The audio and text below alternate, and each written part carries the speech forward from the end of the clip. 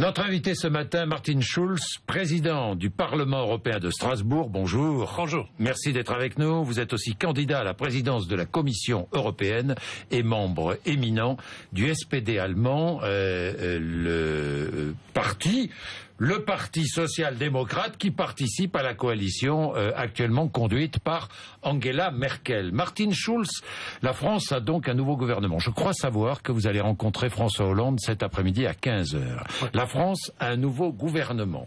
Mardi prochain, déclaration de politique générale du Premier ministre Manuel Valls. Présentation de ce fameux pacte de responsabilité dont on parle beaucoup à Paris, mais dont on parle aussi beaucoup à Bruxelles et au niveau européen. Pourquoi ? Parce qu'il s'agit pour la France de faire des économies, beaucoup d'économies sur 3 ans, d'alléger le coût du travail pour réduire son déficit, ce déficit qui inquiète Bruxelles. C'est vrai, ça inquiète l'Europe, le déficit français ? Nous avons des règles communes en Europe, qui étaient adoptées par tout le monde, et dans le cadre de ces règles, il faut regarder si le déficit n'est pas exagéré. L'est-il ? Martin Schulz. Ça dépend de la capacité de la croissance, de créer la croissance. Le déficit a toujours une relation avec la croissance. Si la croissance est faible, dit ce pacte de stabilité, il faut regarder que le déficit n'est pas trop haut. Donc, il faut qu'on ne décide pas à Bruxelles seul, il faut que le gouvernement du pays concerné discute avec la Commission à Bruxelles quelles sont les mesures digérables dans les pays et quelles sont les mesures nécessaires. Oui, Martin Schulz, aujourd'hui c'est 3%, c'est la règle. La France est au-dessus des 3%, on est à 4,3%, ce qui veut dire que notre budget est placé sous surveillance de l'Union européenne. On est bien d'accord, Martin Schulz ? Oui. On est sous surveillance. La France est sous surveillance. Et la France demande, par l'intermédiaire de Michel Sapin, du Premier ministre, du Président de la République qui était à Bruxelles, demande une prolongation de nouveaux délais. Est-ce que l'Europe doit accorder ces délais à la France ? Si vous permettez, la France n'est pas sous surveillance de Bruxelles. La France est sous surveillance d'une Union européenne où la France fait le 2e État membre à côté de l'Allemagne et la France. Ces deux sont déjà 51% de produits bruts social de la zone euro. Ça veut dire que c'est pas surveillance, c'est la France, même avec les autres partenaires en Europe qui regardent que nos règles sont appliquées. 2. Je suis absolument pour qu'on réfléchisse sur les 3%, sur les 60% d'aide souveraine à long terme dans un cadre social. Est-ce que les mesures sont digérables dans un pays ? Quelles sont les circonstances très spécifiques du pays ? Ça veut dire négocier à Bruxelles, pour Michel Sapin, ça veut dire respecter les règles de l'Union, mais à l'autre côté, pour l'Union, ça veut dire respecter la capacité de la France de se réformer dans un délai peut-être plus long que 3 ans. La chose à Bruxelles importante n'est pas que la France applique les règles. C'est aussi important. La chose importante à Bruxelles, c'est que nous créons à travers de redressement en France, en relance de l'économie en Europe. Martin Schulz, très bien, très bien. Donc je vous pose la question directement ce matin. Est-ce que Bruxelles, l'Europe, l'Union européenne doit accorder de nouveaux délais à la France ? S'il est nécessaire, oui. Oui, vous dites oui. S'il est nécessaire, oui. Il faut tout d'abord négocier, s'il est nécessaire. Alors, encore une fois... Il ne doit pas y avoir d'intransigeance européenne. Mais écoutez... Il ne peut pas. Vous dites il ne peut pas y avoir d'intransigeance européenne. Moi, je parle tout d'abord pour moi-même. Oui. Je suis un représentant de l'Union européenne, et il y en a beaucoup d'autres. Mon opinion, c'est... La France, l'Italie, ce sont des pays G8. Si nous voulons en Europe une relance économique, il faut donner à ces États qui sont très importants pour notre économie européenne. Oui. En Europe entièrement, si on veut que ces économies ont une relance, que le chômage se baisse, que la croissance augmente, il faut, en cas où, donner plus du temps. Est-ce que vous pensez que ces délais seront accordés, franchement ? Ça dépend de... De quoi ? Ça dépend de contenu des propositions. Mon sentiment est à Bruxelles, à la Commission. Les gens savent très bien que nous avons besoin d'une France forte. Et pour un redressement en France, il faut soutenir la France comme l'Italie. Ouais. Donc vous dites oui ? Vous dites Bruxelles. Et Angela Merkel, que pense-t-elle? Que pense-t-on en Allemagne?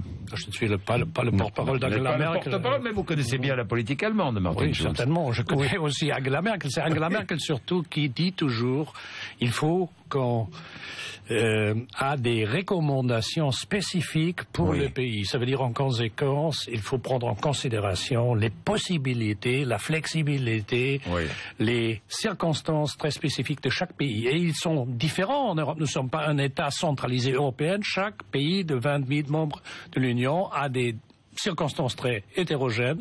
Et il faut prendre en considération, avant de décider, ces circonstances spécifiques.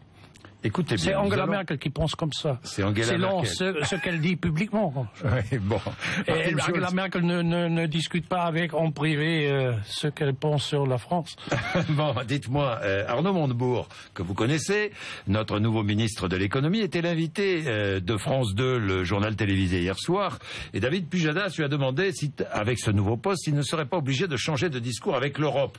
Et il lui pose la question, quand vous dites que Manuel Barroso, le président de la Commission, c'est le carburant du Front National, c'est une invective, non? Écoutez ce que répond Arnaud Montebourg.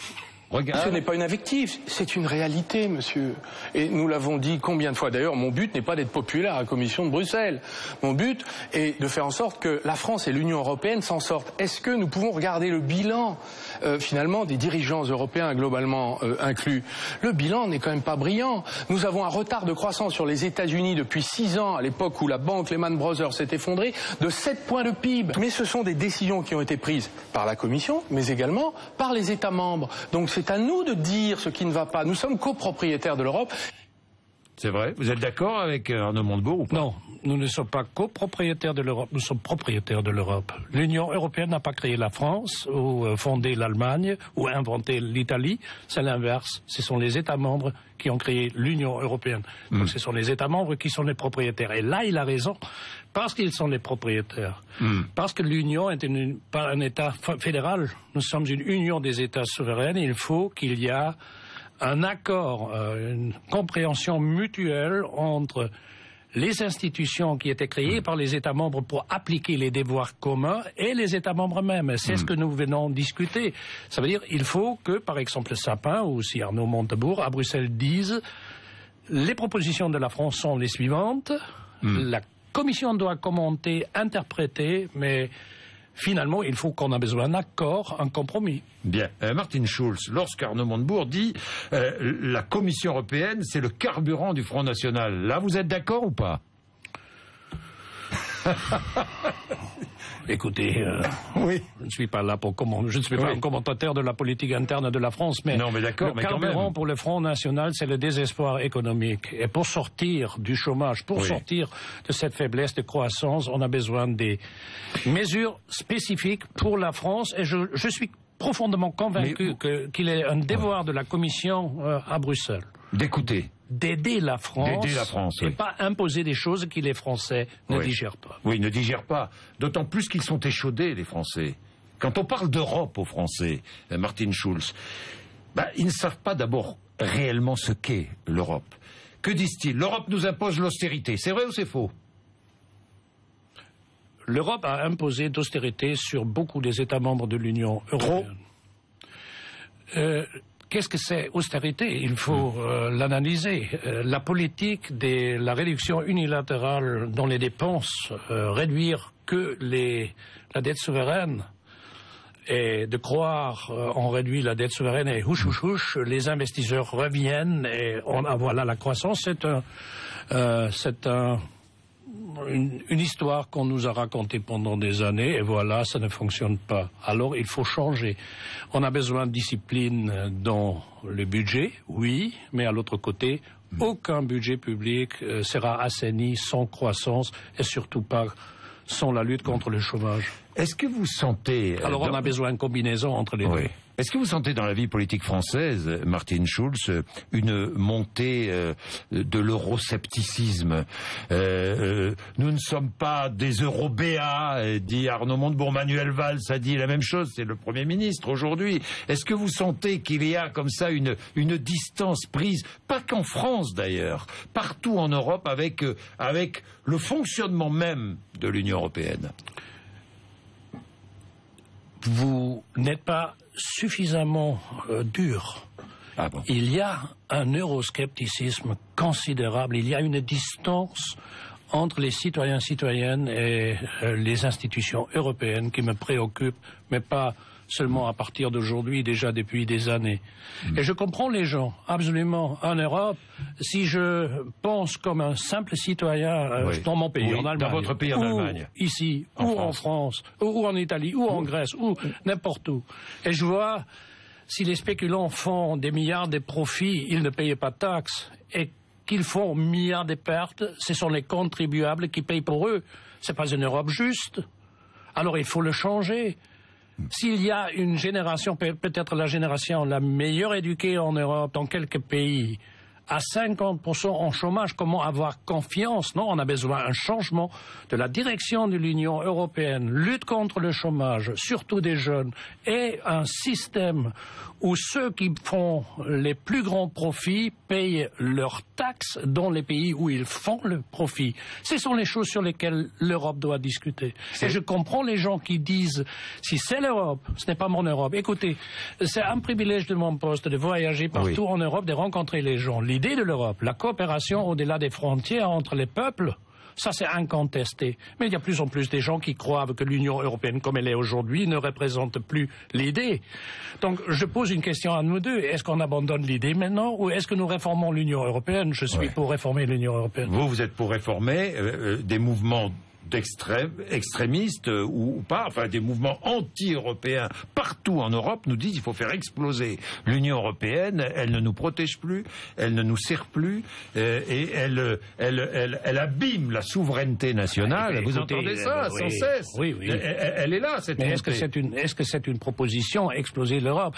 Alors ces mouvements, ils ont pour chaque chose un bouc émissaire et pour rien une solution.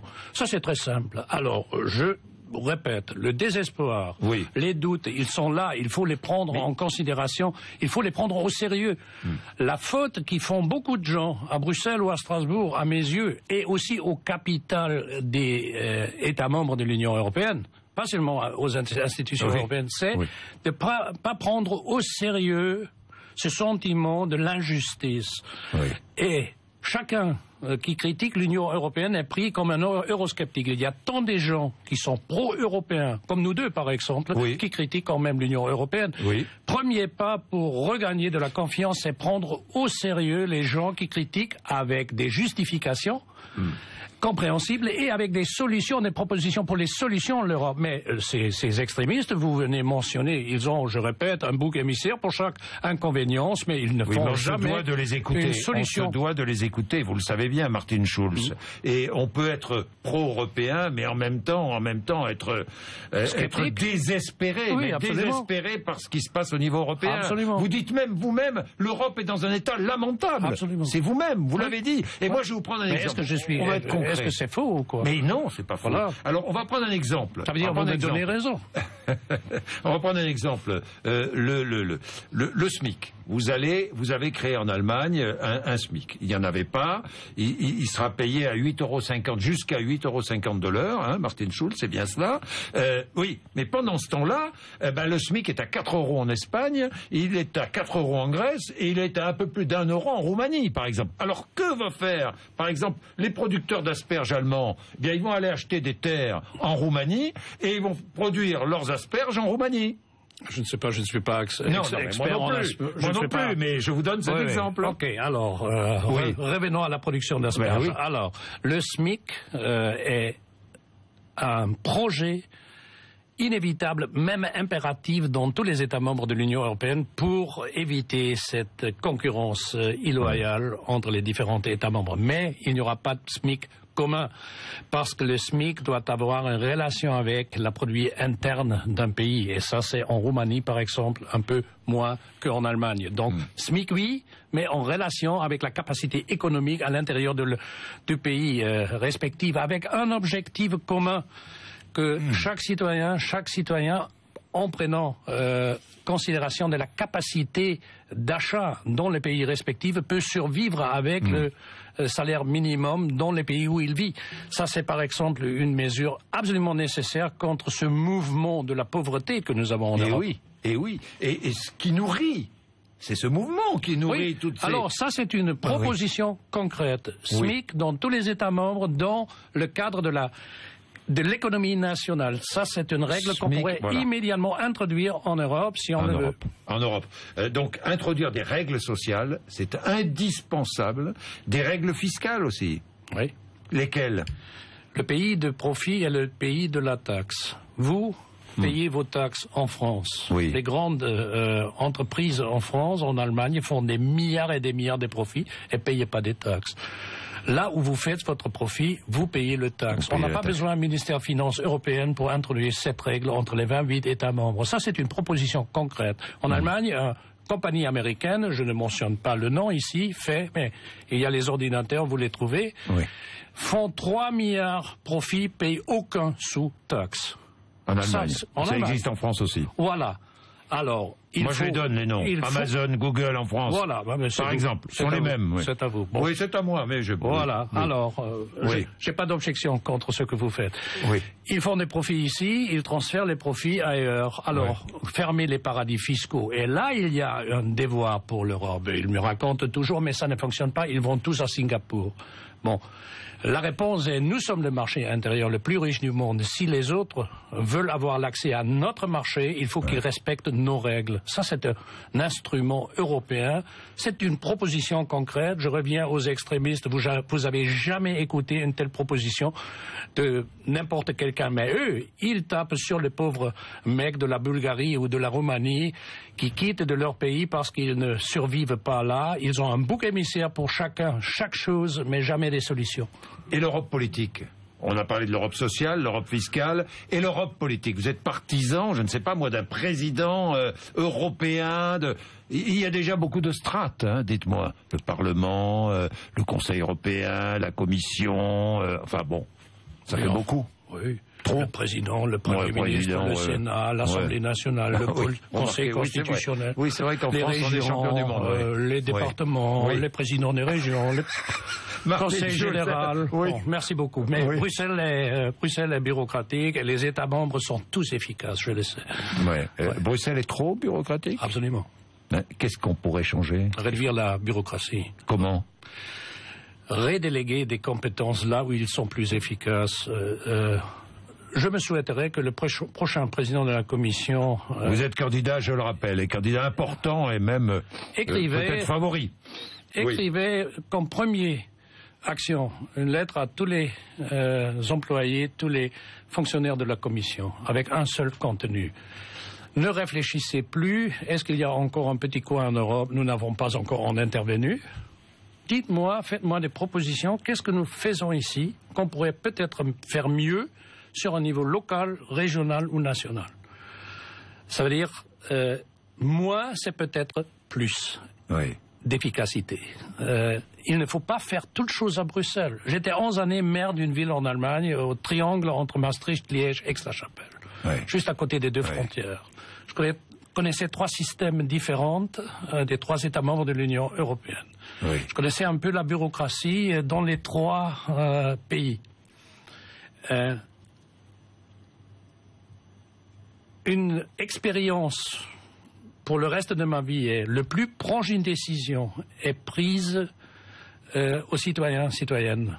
Le plus haut, l'acceptance, le plus haut, le sentiment des citoyens, c'est notre décision.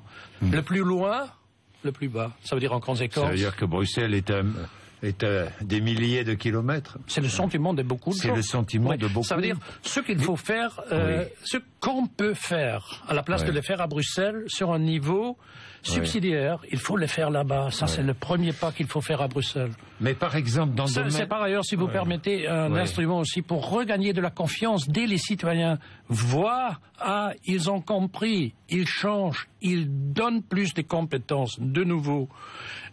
Aux institutions les plus proches aux citoyens, je crois, on va regagner de la confiance que les autres choses qui on ne peut plus résoudre sur le niveau local, national, régional, seront faites à Bruxelles. Merci Martin Schulz d'être venu nous voir ce matin, président du Parlement européen, candidat à la présidence de la Commission européenne. Merci, il est 8h55, vous êtes sur RMC et BFM TV.